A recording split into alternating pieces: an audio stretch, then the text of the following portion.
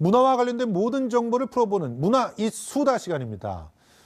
K-팝의 역사를 새로 쓰고 있는 방탄소년단. 최근에는 한국 가수 최초로 유엔 연설을 하기도 했죠. 그래서 이번 주에 문화 이 수다 시간을 기다렸습니다. 가요계의 새 역사를 쓰고 있는 BTS와 관련된 이야기 김원식 평론가와 나눠봅니다. 안녕하세요. 네, 안녕하십니까. 예, K-팝이 아니라 BTS 팝이다 이런 얘기까지 나오고 있는 그렇습니다. 방탄소년단 기록들 대단하죠 지금. 그렇습니다. 근데 우리가 이제 지금 현재 화제가 되니까 근래 만들어진 그룹 아니냐 이렇게 얘기를 하는데 사실 그렇지는 않고요. 이미 당연하죠. 2013년에 데뷔를 해서 신인상을 받았는데. 근데 2013년에는 사실 쟤네들 망할 거야 이런 사람들이 더 많았어요. 왜 그러냐면 우리가 흔히 얘기하는 3대 기획사 소속이 아니거든요. 그렇죠. SM이나 YG, JYP, 예. FNC 정도의 그런 소속사를 가지고 있지 않기 때문에 신인이긴 한데 곧 없어질 거다 이런 얘기도 있었는데. 음원 1위도 못했고 새침하는 줄 세우기도 못했고. 네, 신인상, 2015년에 본상 이러잖아요. 본상이라는 건 사실 애매한 상이거든요. 네. 그리고 2016년 올해 가수상 이렇게 돼 있는데 2016년부터 16년부터 본격적으로 이제 부각이 되는데요. 네.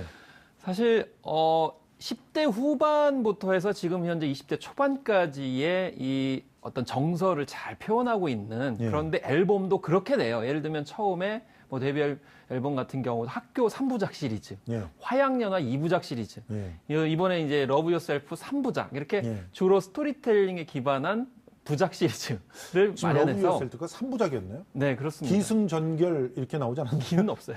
기가 없구나. 맞아. 그래서 우리가 흔히 통상적으로 생각을 하는 기승전결 중에 승부터 먼저 나왔어요. 그랬군요. 그렇기 때문에 야 독특하다 이렇게 얘기를 하는데 이번에 이제 앤서가 결과적으로는 이제 발표가 되면서 그 연작 시리즈는 끝이 났죠. 그런데 중요한 건 이렇게 어떤 청소년 내지는 20대 초반의 경험들을 잘 녹여낸 3부작시로 가는데 사실 국내에서는 잘 모르시는 분도 많아요.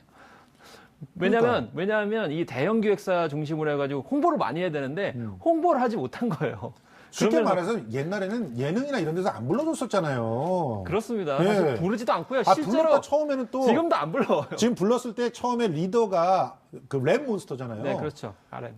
밑에 댓글이 엄청 랩몬스터래. 누가 이름을 단 거야? 이러면서 야 얘네들 전부 촌스러워. 심지어는 야 쟤네 대구에서 왔대. 어디 서울 출신이 거의 없었죠 지금. 그렇죠. 다 지방 출신들이었고. 다 지방 출신이고 또 RM 같은 경우는 아예 유학도 안 갔고 해외 출신도 아니고. 출신도 아닌데도 불구하고 그렇게 랩을 잘하고 또 영어도 영어도 잘하고 유엔에서 연설을 하고. 토종으로 그러니까 이런 거 있지 않습니까? 국내에서도 열심히 영어 공부해서 옛날에 이보영 씨인가요? 국내에서도 열심히 영어 공부하면 영어 잘할 수 있어요. 네. 이렇게 얘기한 거를 실제로 보여줘가지고 또 깜짝 놀라게 맞습니다. 했었죠. 네. 사실은 자기네들이 너무 안 뜨고 불러주는 데가 없어갖고 자기네들끼리 찍고 까불고 놀던 것을 유튜브에 올렸던 게 오히려 아미들을 갖다 끌어오고 완전히 결속을 시켰던 그런 계기가 됐어요. 그래서 이제 제가 이제 자주 말씀드린 에피소드가 있는데요. 아미 팬을 방송국에서 만난 적 있어요. 네. 방송에 만났는데 그분이 간곡하게 부탁을 하더라고요. 방탄소년단이 인기를 갖게 된 이유를 SNS를 하기 때문에 인기가 있다고 제발 전문가들이 말하지 말아달라고 이렇게 얘기하는 거예요. 예. 왜냐하면 SNS는 지금 다 하거든요. 그렇죠. 그렇기 때문에 SNS를 한다고 그래가지고 반드시 성공하는 게 아니고 말씀하신 것처럼 데뷔 전부터 합숙 생활을 하고 심지어 밥 먹는 거. 맞아요. 자기들끼리 이렇게 이야기하는 것까지 다 오픈해서 공개를 했거든. 근데 네. 이 소위 말해서 SM을 비롯한 이 주요 기획사들은 그렇게 하지 않아요. 할 수도 없어요. 할 수 없어요. 오피셜 SNS가 있어도 그거 자기들이 하는지 잘 모르고요. 그럼요. 또 기존의 모델은 신화화 모델이에요. 맞아요. 그러니까 일단 연습생 시절부터 누가 구성되는지 알 수도 없고 신비스럽게 해놓고 짠 발표를 한 다음에 물량 공세로 예능에도 출연시키고 또 가요 순위 프로그램도 나오고 또 이제 공연도 그냥 대규모로 하기 때문에 거기서부터 사실 저는 이렇게 표현합니다.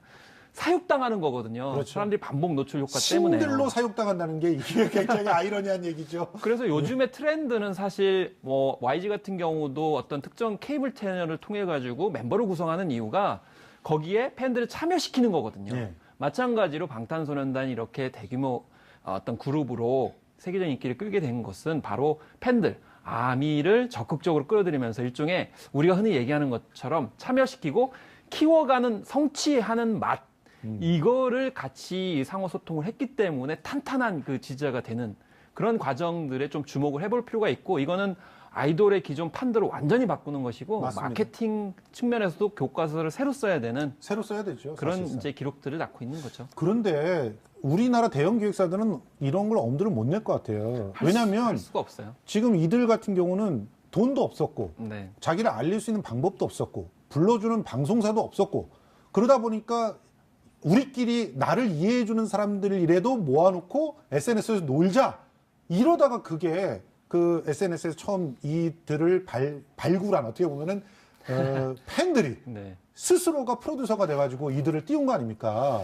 그러니까 그런 기록들이 맞습니다. 가능했던 게 그렇기 아닌가요? 때문에 지금 대형 기획사가 아무래도 내부적으로는 굉장히 위기감에 봉착해 있을 거예요. 그렇죠. 뭐 일종의 여러 가지 분석들이 많이 있어요. 그런데 이제 그 중에 하나가 흑수저 아이돌 정서거든요. 네.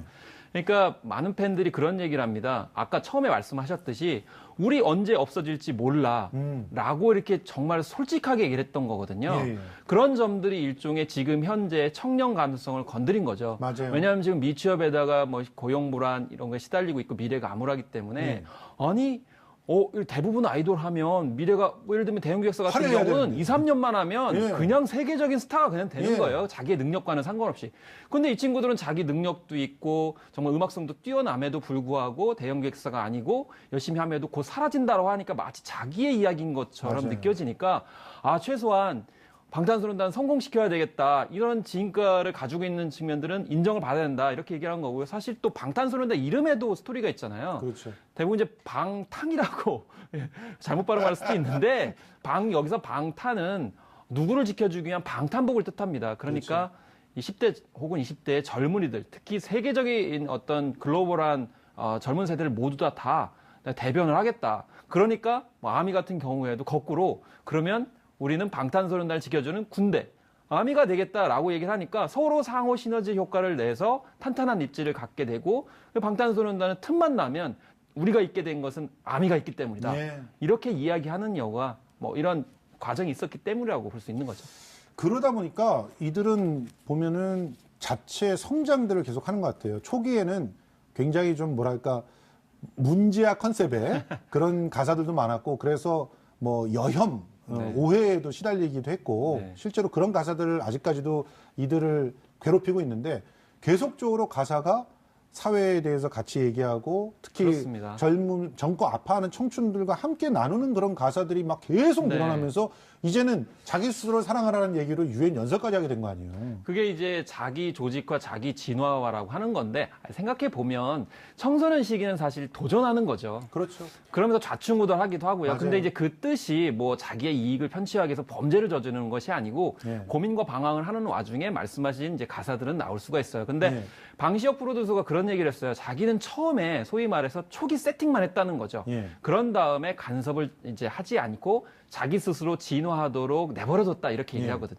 근데 대형 기획사에서는 그렇지 않아요. 예. 다 모든 사생활까지도 다 이제 간섭을 하고 어떤 기획 아래에서 여기 한도 내에서만 움직여라 이렇게 얘기하거든요. 그래서 가요 순위 프로그램 보면 다른 아이돌 보면 도저히 봐줄 수가 없어요. 왜냐하면 자기 스스로 하는 것이 아니고 누군가 시켜가지고 예. 억지로 맞춰가지고 하는 듯한 느낌이 들기 때문에 보는 분들도 이제 더 이상 방탄소년단의 판도라의 상자를 본 이상 몰입을 하지 못하는 상황이 벌어져서 결국 시대적 문화적 대세는 자기 스스로 자율적으로 진화해 가는 것이라고 볼 수가 있는 것이기 때문에 예. 기존 기획형 대형 기획사에서는 아마 흉내내기가 상당히 힘들지 않을까 이렇게 생각이 듭니다. 평론가님이 얘기하신 말 속에 이런 답이 있을 것 같아요. 많은 어떻게 보면 방탄소년단을 잘 모르는 어르신들이 네. 아니 외국 사람들이 도대체 우리 가사를 어떻게 듣고 나는 내가 듣기에도 잘 모르는데 이 가사를 외국 애들이 어떻게 듣고 따라한단 말이야?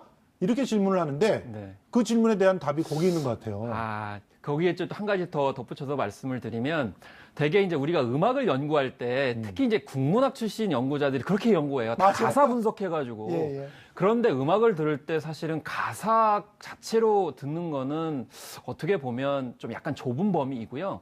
그냥 음악 자체로 일단 몰입을 하고 그 다음에 음악이 좋으면 가사를 보는 거예요. 그렇죠. 그리고 무엇보다도 방탄소년단의 큰 매력 혹은 그런 가치관은 절대 우리는 전부 다 영어로 된 노래로 승부를 걸진 않겠다 네. 이렇게 얘기를 했거든요. 맞아요. 그래서 한국어를 어느 정도는 다 섞고 네. 또 영어로도 부르기 때문에 어떻게 보면 현실적으로 문화 할인율을 줄일 수 있는 현실적인 방법을 취하고 있다는 거죠. 네. 그건 거꾸로 무슨 얘기냐면 음악성이 굉장히 그 탁월하죠. 세계적 수준으로 네. 따라 올라갔다라는 점에서 그런 점을 높이 평가해야지 단순히 뭐 그런 가사라든지 팬덤 현상으로만 설명이 될 수 없는 측면이 있다고 생각이 듭니다. 그리고 실제로 요즘에 그 음악들은 되게 유튜브로 듣잖아요. 그렇습니다. 그러니까 뮤직비디오 하나가 작품들이에요. 그래서 그 작품에 수많은 상징들이 있고 지금까지도 많은 그 팬들이 그 상징들 하나하나를 다 의미를 갖다 만들어내고 또 의미를 갖다 해석해내고 그거를 갖다 노래와 함께 해석하고 그래서 가사를 더 알고 싶어하고 그러다 보니까 한국어를 배우게 되고 그러다 보니까 이제 나중에는 엘비스 프레슬리나 지금 프랭크 시나트라가 세운 그런 네. 핫백과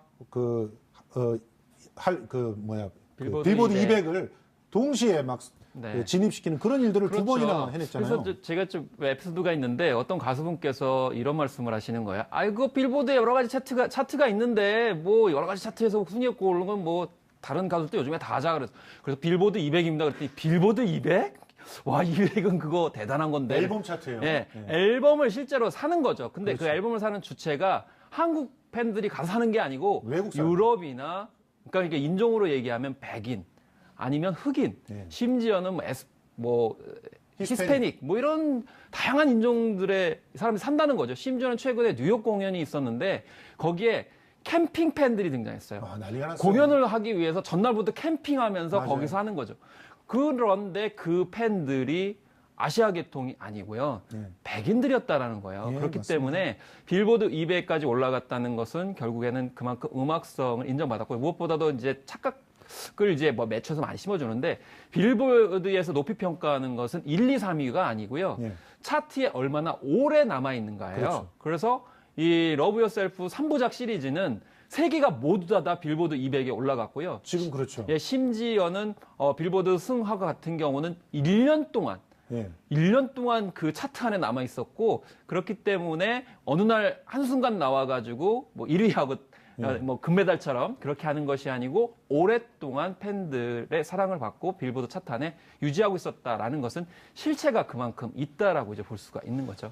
자, 그럼 결론을 내봅시다. 방탄소년단이 결국은 성공할 수 있었던 것은 동시대성을 획득했다는 건데 그것도 특히 전 세계 젊은이들의 공통된 아픔들을 잘 달래줬고 그들을 지키는 그야말로 전사들이 돼 있었단 말이에요. 그리고 그들의 문제를 적극적으로 알리고 그들의 그 어떤 해결 방안들을 같이 모색하는 그런 모습들을 보였다는 건데 앞으로 네. 이런 전설들이 계속 더 이어질 수 있을까요? 그래서 방탄소년단의 모델은 어떻게 보면 쉽게 얘기를 할 수 있지만 또 거꾸로 보면 아무나 흉내낼 수가 없어요. 그렇죠. 일단 정직해야 되고 뭐 소통을 일단 기본적으로 해야 되고요. 그리고 기존과는 다른 게 뭐냐면 우리는 그동안 우리 것이 소중한 것이요, 우리 것이 세계적인 것이라고 했어요. 중요한 건 말씀하신 대로 세계 젊은이들과 같이 호흡하는 문화를 맞습니다. 대중문화, 음악뿐만이 아니고 대중문화 전반, 특히 문화 전반으로 확산할 필요성이 우리한테 과제로서 있다고 생각이 듭니다. 쫓아가는 것도 아니고 우리 것만 고집하는 것도 아니고 그렇죠. 서로를 이해하고 서로의 마음이 돼보는 거